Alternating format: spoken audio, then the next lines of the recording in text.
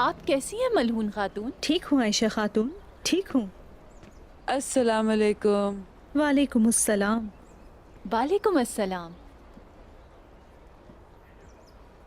मलहून खातून, सुना है आप माँ बनने वाली हैं। अल्लाह आप और आपके बच्चे को सलामत रखे।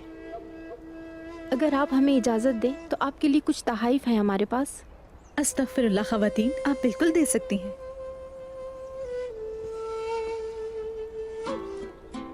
बहुत शुक्रिया।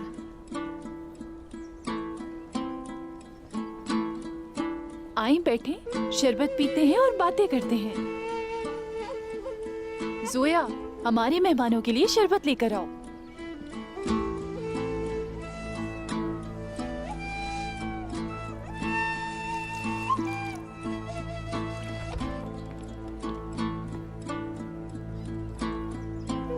शुक्रिया।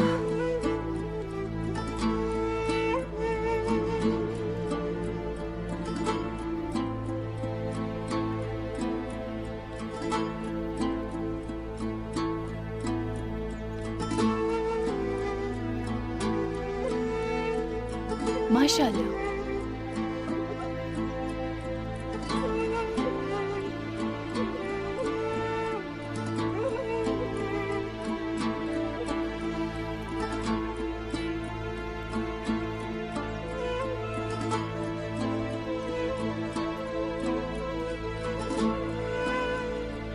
उस्मान साहब जिस खुशखबरी का इंतजार कर रहे थे, आखिरकार आपने वो सुना ही दी। सिर्फ हमारे सरदार ही नहीं, पूरा कबीला ये खुशखबरी सुनने को बेताब था।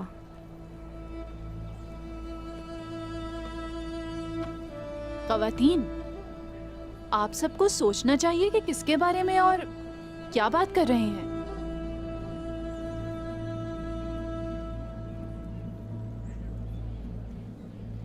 अब हमें अब हम इजाजत चलते दें। हैं।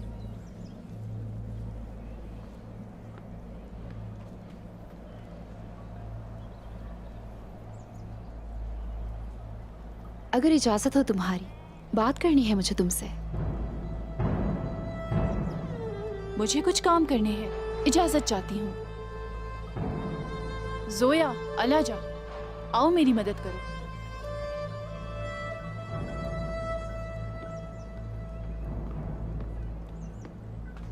क्या बात है बाला खातून, सब खैरियत तो है ना?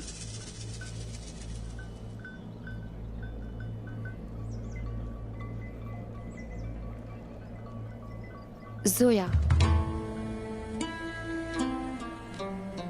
उसके बारे में शुभात है मुझे। पर किस बात पर? मुंशा को उसने बताया कि वो सऊद में कपड़ों की दुकान पर गई थी, लेकिन वो गई नहीं, ये पता चला। सिर्फ इतना ही नहीं, किसी को भी बताए बगैर चली जाती है वो। जोया के बारे में मोहतात रहना चाहिए।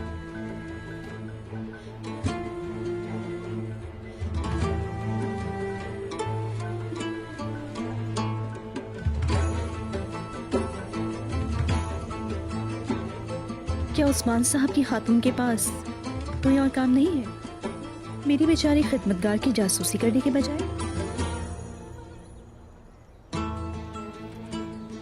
जोया को तुमसे पूछे बगैर रख लिया तो इसलिए तुम्हें बुरा लगा। तुम्हें इस बात पर गुस्सा भी आ रहा होगा,